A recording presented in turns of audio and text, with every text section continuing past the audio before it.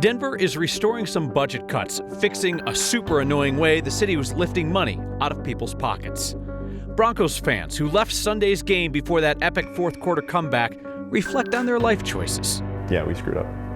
Should have stayed. Making music an option for more students. It tends to be, if your parents have money, then you have access to piano lessons. Stick around. You have access to next. Denver is adding back some services and funding just cut recently as the city laid off employees and cut spending to deal with a budget deficit. The exceptionally annoying loss of the city's way to dispute your parking tickets online, that's going to be fixed. And Denver will spend millions more to help prevent evictions. Our Marshall Zellinger looks at how the city is able to do that if Denver's so strapped for cash. Parking ticket disputes in Denver has a relatively high success rate, or it did when drivers could use an online form to have a magistrate review why the city was wrong. That online system and 5 magistrates were cut in Mayor Mike Johnston's 2026 budget that cut $200 million. Online parking disputes are one of the add-backs City Council requested earlier this month, and Johnston agreed, though the city's Department of Transportation and Infrastructure will handle the disputes in a yet-to-be-announced method that will roll out sometime next year. The $575,000 cost will be paid for by parking meter fees and parking fines that are not disputed. The biggest funding difference is for rental assistance. The city will add $2.9 million to the fund. How do you have $2.9 million just hanging around when you cut $200 million? Here's the warning Johnston gave to City Council when he announced his budget last month. In each of these locations, we have cut to the bone without affecting these core services. If there are amendments to the budget that add new cuts to any of these departments, those would directly either cut these core services or require more layoffs. The mayor just agreed to 11 city council amendments, yet today there were no more cuts or layoffs announced. The city was sort of stashing money. There is $4 million in interest from federal COVID funds that the city wanted to hold on to just in case of unexpected project costs or other expenses. Well, unexpected is now. The rest of that interest money will go to an immigrant legal service fund, a food equity fund, and adding back some dollars to the city auditor's budget and the city clerk's budget for the 2026 election. The $4 million in COVID relief interest is one-time money that goes away, and the COVID relief fund must be spent by the end of next year. Kyle, I went through the budget request from last month looking for, is this $4 million in COVID relief interest just on a spreadsheet? So I couldn't find it.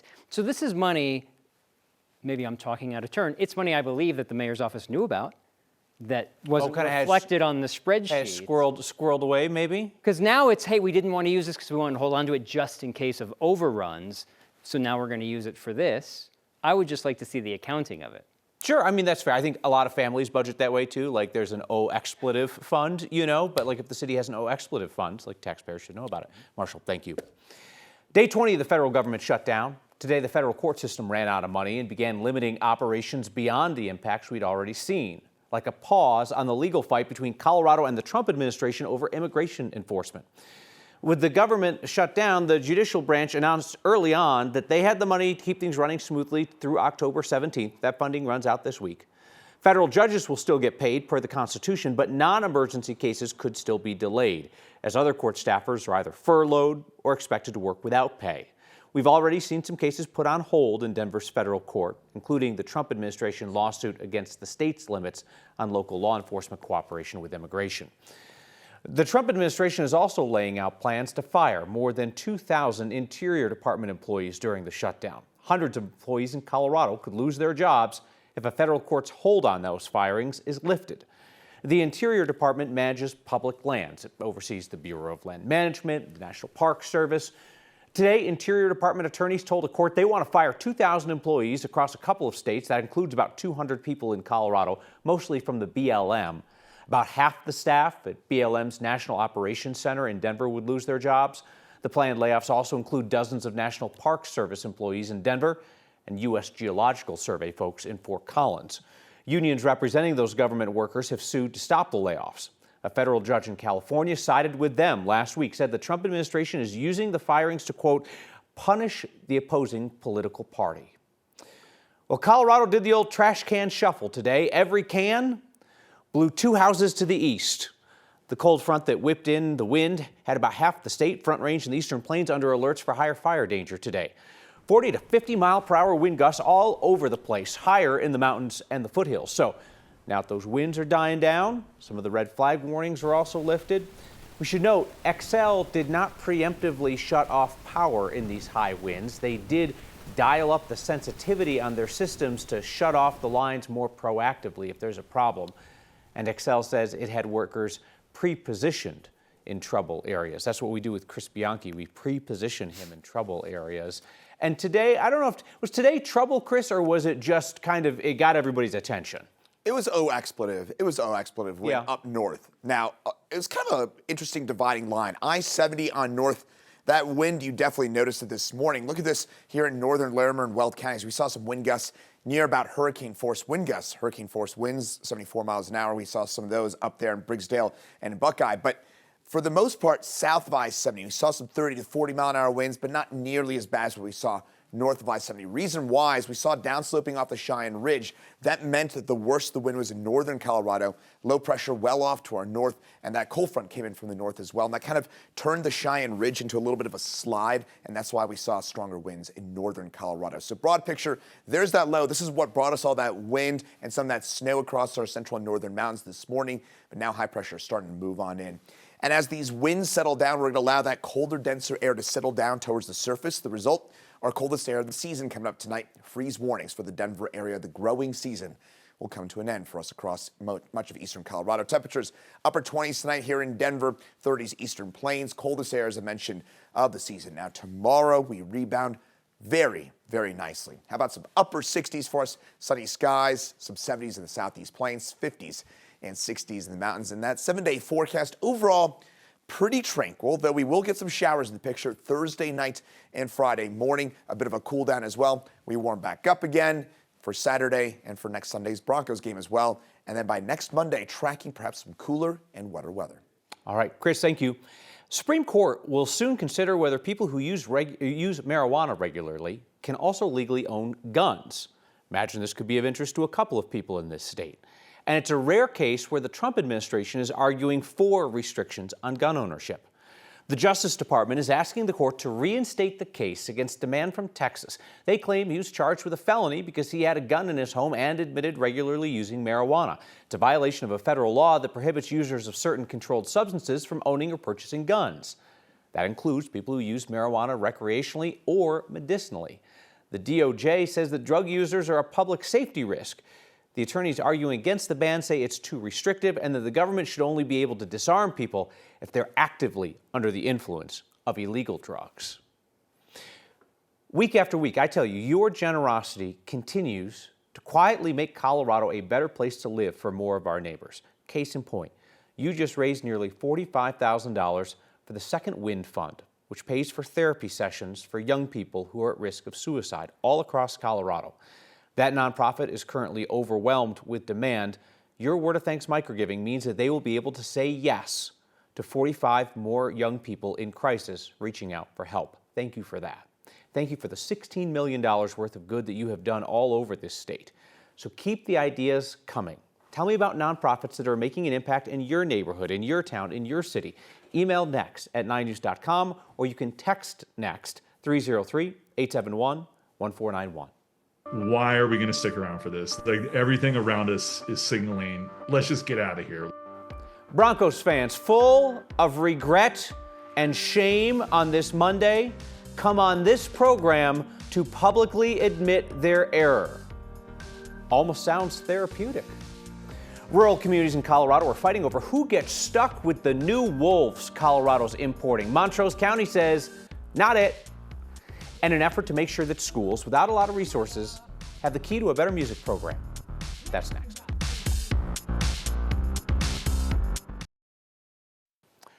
Things looked bleak in Broncoville yesterday. 3/4 of uninspired football had the scoreless Broncos dead in the water against the Giants going into the fourth quarter, and fans streamed for the exits, missing a 33-point comeback for the ages. A few brave fans willing to admit that they missed an all-timer spoke with our Spencer Soisher.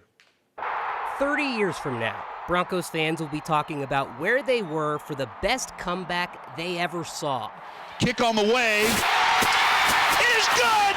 And other Bronco fans likely won't tell you where they weren't. We left with, I think, 8 minutes to go in the fourth quarter. We're just outside of the stadium when the Broncos got the interception. These non-believers have excuses for why they were already on I-25 in the second half. The offense looked horrible. Let's get back to our car. Let's beat traffic.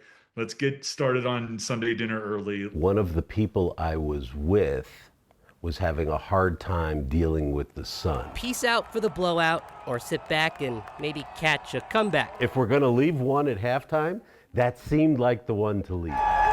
When it's time to make tough decisions, some of us fall back on our elders. It was halftime, they were terrible. That's my dad, Mark. So he left the game too. And unfortunately, I'm not sure I trust his judgment much anymore. Do you regret leaving? Yeah. Accountability matters. When Jackson Dart threw that interception, I saw it coming. And in an era where nobody can admit they were wrong. Yeah, we screwed up. Should have stayed.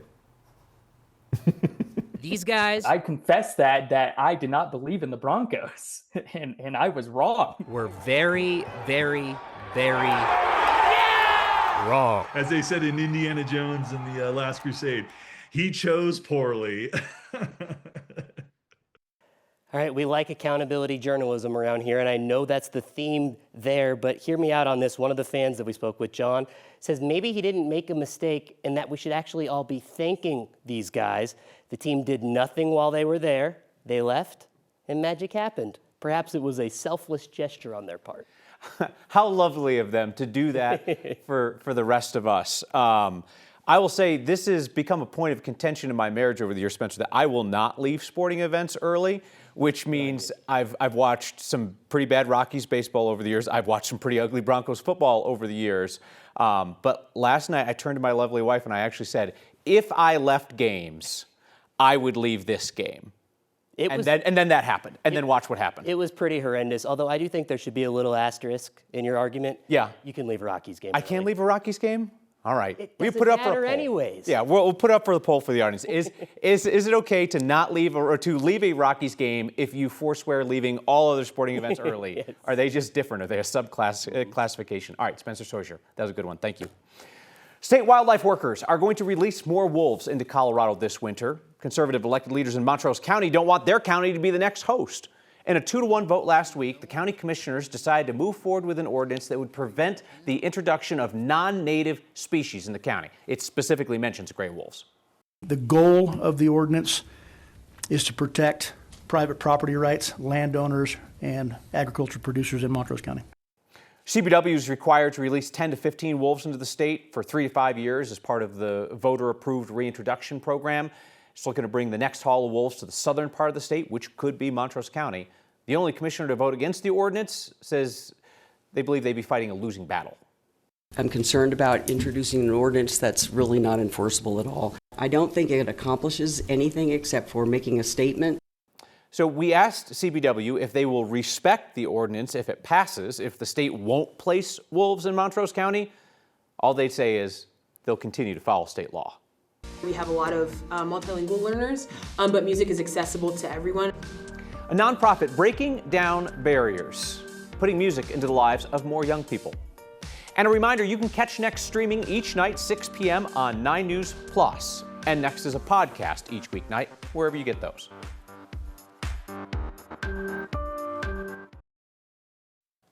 With all of the societal tumult and change these days, one of the most frequently asked questions in the Next inbox is some version of, are we going to be okay? I don't have a great answer to that, but I did hear someone smart tackle that very same question over the weekend, and I thought you might like to hear what he had to say. Ari Shapiro, who just left National Public Radio and All Things Considered after nearly 25 years with NPR, was in Denver on Saturday. He was being honored by the Denver Press Club. Ari mentioned that he is often been asked by his NPR colleagues in journalism as well as members of the public that same question. Are we going to be okay? People would come to me and ask that question, and the answer, I think, should be wrong question. It's not, are we going to be okay? It's, how can I be useful? What can I do to help? The idea of being okay implies some distant, unattainable state of perfection that will never be reached. And if that is the goal that you're looking towards, you're missing the opportunity right now to do something useful, whether that is picking up trash or calling your elected representative or helping a neighbor or planting a native plant in your yard. There are a million small things that every one of us can do every day.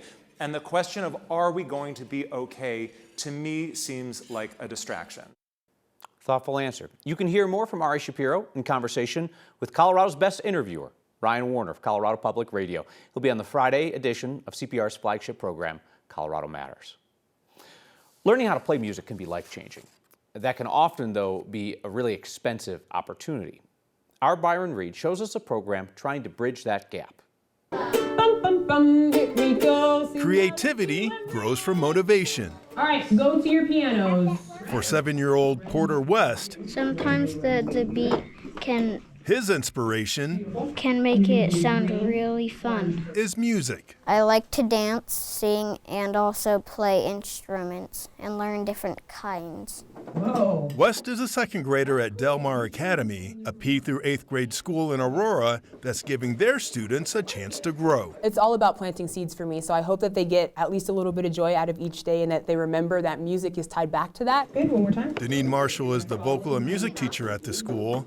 She applied for a grant from the Keys of Inspiration program so her students could have a creative outlet. We got 20 pianos from the grant, and then actually at the beginning of last year, our numbers were exploding, so I had classes of 40, and then I wrote them again, and they sent us another 30 of the electric pianos so that everybody could have a chance to play all the pianos. The program was started by the Long Long International Music Foundation and partners with Title I elementary schools to bring state-of-the-art piano labs to underserved communities. It tends to be, if your parents have money, then you have access to piano lessons. But here, everybody gets access to piano lessons no matter what your background is. Marshall says the program also helps students with emotional and social development. It really helps with executive functioning, so knowing how to put things in sequence, what you should do first, second, third. It also is another opportunity for them to collaborate with each other. For Preston and his classmates, the pianos are making an impact, budding from a program that's music to their ears. I want to know how to play every single instrument and teach other people. For Next, I'm Byron Reed. That's good stuff. We are back with your feedback next. Thank you. Feedback tonight on the folks who left the Broncos game last night before that epic 33-point fourth quarter comeback. Shirley says Broncos fans who left the game early should emulate Miss Peggy at CU games. She stays till the end, no matter what. I knew I liked that woman. Kelly emails in to say, I'm with you, Kyle. I've been a season ticket holder since 1971. I have never left early. Yesterday, it paid off. If Kelly's been a season ticket holder since 1971, she has watched a lot of bad fourth quarter football. But I'm glad it paid off for you yesterday, Kelly. I don't know. The way I look at it is like, I'm a fan of the team that I root for, but I'm also just a fan of sports in general. And if you leave early, you could miss something amazing by somebody that everybody's going to talk about. Just saying. Speaking directly to my wife through the camera here.